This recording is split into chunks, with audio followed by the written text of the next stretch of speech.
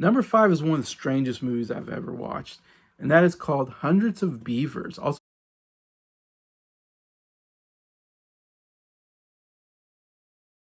one of the worst titles of a movie I've ever.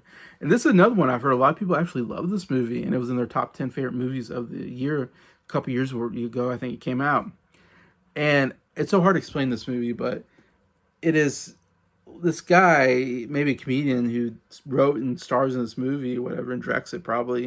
It was like a passion project, I think, of his, where he's this character, and the whole movie is like a silent movie.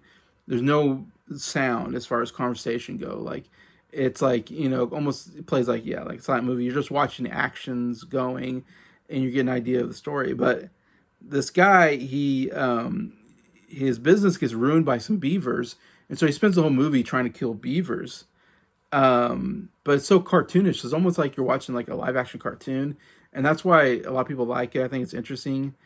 It's just very weird, and all the beavers are played by human beings with like a beaver costume. It's not even like a real beaver or like a CGI beaver because it's a very low. Like this seems like a very low, but I mean incredibly low budget movie, and so there's all these so it's so weird. Like I said, there's all these guys in beaver costumes, and this guy's trying to kill them, and you're like, but these are guys I'm supposed to pretend like these are real beavers, or these are guys in really bad beaver costumes.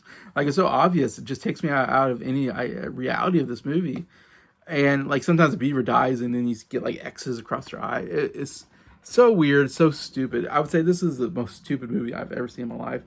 I didn't. It's supposed to be funny. I didn't laugh once. It's supposed to be a lot of, I think, physical gags and stuff like that, like you get out of a Bugs Bunny cartoon. But it doesn't work for me in live action, and the movie just drags on, and you just get more scenes of him trying to kill these beavers or these human beings in beaver costumes, and you're like, what is the point of this movie? Where is it going? I just don't care about what's going on. This character, he's trying to kill these beavers. It's just mind-boggling, stupid and boring. Didn't get why people like this one, but I don't know. People like it. I couldn't get onto it. It's one of those movies where I think you either love it or you hate it, and I hate it. So here at number five is Hundreds of Beavers. Number four, this is a movie last year that was very well hated. It still got nominated for Best Picture, even though I didn't see one good review for it. And I watched it because it got nominated for Best Picture. It was on Netflix, and it's called Emilia Perez.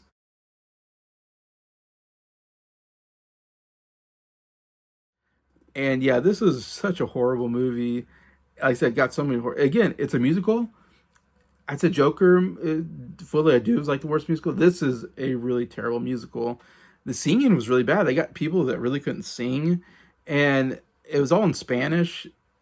The movie is like takes place in Mexico, I believe, most of it, and so it's a foreign film. It's Spanish, though the director is like French.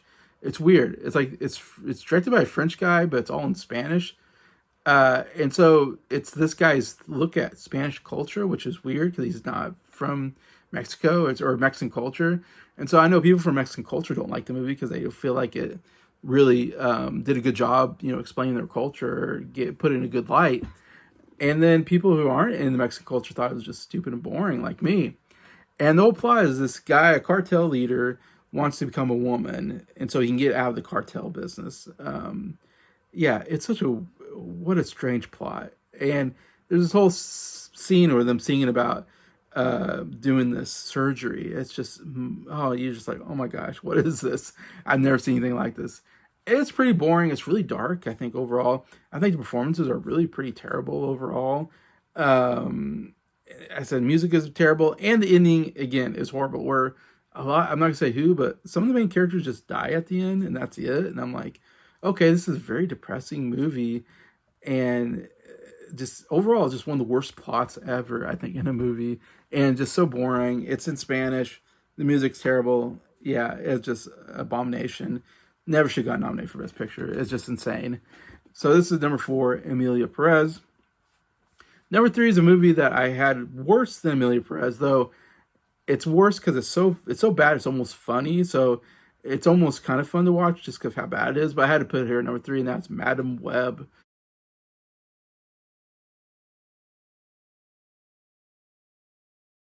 Madam Web, uh, what they're doing with the Spider-Man, they took all these Spider-Man characters that Marvel doesn't have, and they made this whole universe of villains, and it finally died out because they made this movie, and uh, they made another one with Jake Gyllenhaal that bombed. Plus the what's his name, Venom movies have not done well either. They've all done terrible. Morbius, they've been some of the worst movies ever coming out. It's just crazy how bad these movies are, and this is one of them, taking place of a minor character, Madam Web, who can kind of see the future, kind of see future events. It's in the Spider-Man universe, but yet there's no mention, of course, Spider-Man. They can't because it's owned by Disney, I guess. The Spider-Man name or something like that. It's so weird. Yet you get other characters that are in the Spider-Man universe. This is just one of the worst written movies I've ever seen. One of the worst editing. Really, the editing was so bad. The directing was so bad. The performances was so bad. I forget the name of the actress who plays the main character. She's just not a good actress, and this was one of the worst performances I've ever seen. The villain also was so terrible. They what do you call it? They put in the audio like after they made the movie, and they went back and did the audio again, and it doesn't match up with his lips. Like, oh my gosh, that's like pretty basic. You gotta, if you're doing audio, it's gotta match what their lips are saying. That really was so bad, and his performance was bad. And there's all these scenes that go nowhere, and you're like, why is this scene taking so long? I always said, like, the scene that really gets me is there's a scene where she's like, I'm going to teach these girls how to do CPR because she's like a paramedic. And there's like this 10-minute scene, it feels like. Maybe it's less than 10 minutes, but it felt like 10 minutes of her just, they're practicing on a pillow. All right, now you try doing CPR. And then they try it. Now you try doing CPR. And I'm just like, oh my gosh, we're going to watch every person do CPR on a pillow in a hotel room. This is going way too long of a scene that is stupid and boring and goes nowhere and maybe has one payoff at the end. It was mind-boggling how long some of these scenes were. It's like, okay, let's cut and go to a different scene. Like, you gotta know, that's why I say it's terrible editing. You gotta know when to cut a scene short and move on so the audience doesn't get bored with the scene. And that happened all the time where I'm like, man, I'm bored with this scene. There's really no good action. It's supposed to be an action movie. The action's really not all that great. And again, story-wise, it's just, who cares about this character and what's going on? And it's so bad, it's almost kind of funny. But I had to put it here because it's just some of the worst writing and acting I've ever seen in a major movie. So it's here at number 3, Madam Web.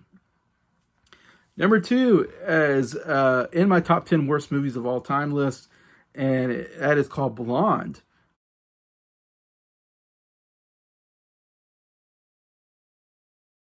Which came out on Netflix 3 or 4 years ago, maybe 3. Yeah, not that long ago. And this is one where it was rated X.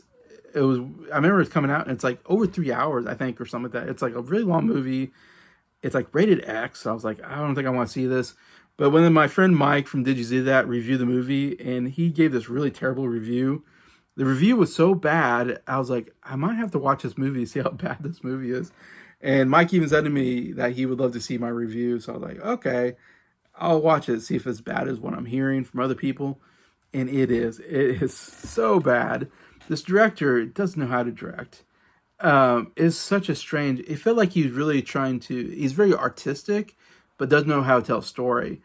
And what I mean is, like, he does different things in scenes to try to, like, look cool. Like, some scenes are in black and white and some scenes are in color. There's no reason why. If you're going to have black and white color, there's got to be some kind of reason. Like, Wizard of Oz, they're in black and white, and then when they get into the dream sequences, it's in color. Like, it's got to make some sense. It made no sense why some scenes were black and white, some scenes were color. Also, the ratio, like the screen ratio, like sometimes it would be like wide and sometimes it would close in a little bit for no reason, just because he's like, oh, I want to do these like experimental things. It felt like he's trying to be very experimental, but it doesn't work. And this movie had no flow to it. It's weird because when I was watching it, as one scene ended and another scene came in, I was like, okay, the one scene didn't flow into the next scene. It's weird how to explain it, but it just felt like a movie should have some kind of flow to it, where each scene kind of made sense it made sense that this scene came after this scene. In this movie, it'd have a scene cut off, another scene would start, and I'd go, what is going on in this scene?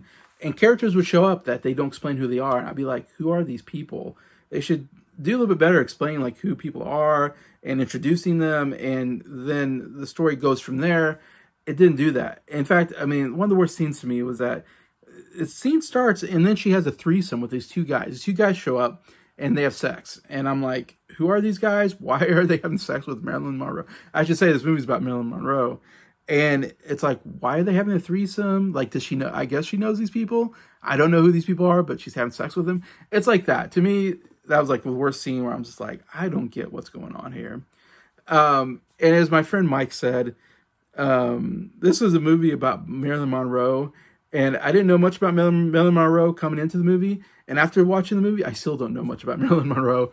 Because this movie is not based on a real fact like a biography about Marilyn Monroe.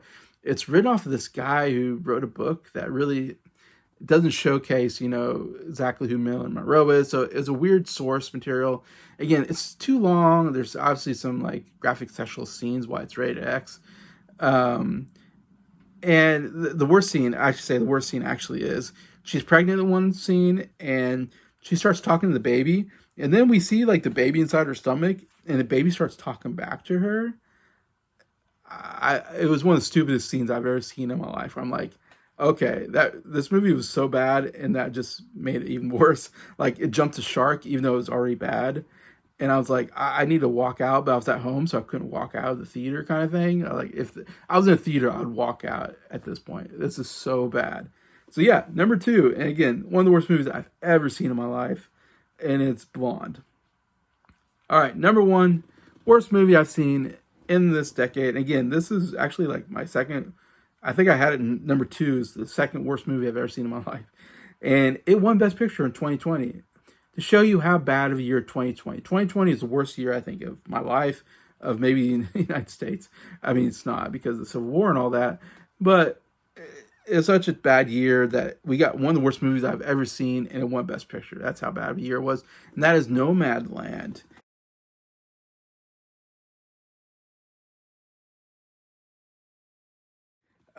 Which stars Frances McDormand. And this, I talked about these boring movies. This movie takes the cake. I've never seen a movie that was so pointless, had almost no plot to it, and it was just a character just living her life, and nothing interesting is happening. And I was like, what is the point of watching this movie? There's movies of her just walking. Nothing's happening. She's just walking. We're just following her, walking from place to place. That's where you need editing, where like you start walking and then we edit, and now you get to your destination. That's more interesting. I don't want to see a whole scene of you just walking from one place to another. It's not interesting. It's boring. We need stuff to happen to make a movie exciting. That was this whole movie. It's just this character who lives in her car and travels from town to town getting jobs. That's the whole movie. And I guess these are real people that's happened to. In fact, most of this movie are not real actors. They're just these losers. And these, I'm being harsh, but these losers living in the cars, going from town to town. And I don't understand why we don't have professional actors. We have these just regular people, I guess, talking about their lives. I don't know. And possibly the worst scene I've ever seen in my life is a scene where Frances McDormand goes into her, like, I say car, she has like a trailer or something like that she has a bed or something she lives in. She goes in and craps in a bucket. I kid you not. We see her pull her pants down, squat over a bucket, and she goes to the bathroom. This is not cinema. This is not why we have movies, or why make movies to see crap like that. That is so gross and so, like, out of nowhere. You just don't show it. Why do you need to? Why do we need to see it? What does that do for me? Except to say that this person has a loser life. And why do I want to see a movie about a loser living a loser life? But yeah, takes the cake of pointless, boring movies, and why it's so high on my list. This was when I ranked the 95 movies that won Best Picture at that point. This was number 95. This was the worst movie to ever win Best Picture, in my opinion. And I don't get why it was made, or why. In fact, McDormand won Best Actress. Why? It was so bad. Yeah, I can't say how bad this movie is and how upset I am that this won Best Picture or anybody likes it. I just don't get it. Anyway, so yeah, Nomadland. worst movie of the decade. I doubt anything's going to beat it. Like I said, it's one of the worst movies I've ever seen in my life. So, yep, that's my opinion on that. Interested in anybody might disagree with me, but that's what I think about this decade. And those are the 10 worst movies for me. Let me know. I know you're probably going to tell me some of these movies are masterpieces, and I just don't get it. That's very possible. But let me know in the comment section what you thought, anyways, and what was the worst movie of the decade for you. I'd love to read anybody's thoughts on that. So, but thank you so much for hanging in there with me and going through these movies. And thank you to all my subscribers for supporting this channel. I really appreciate you all. Hope you have a good rest of the week.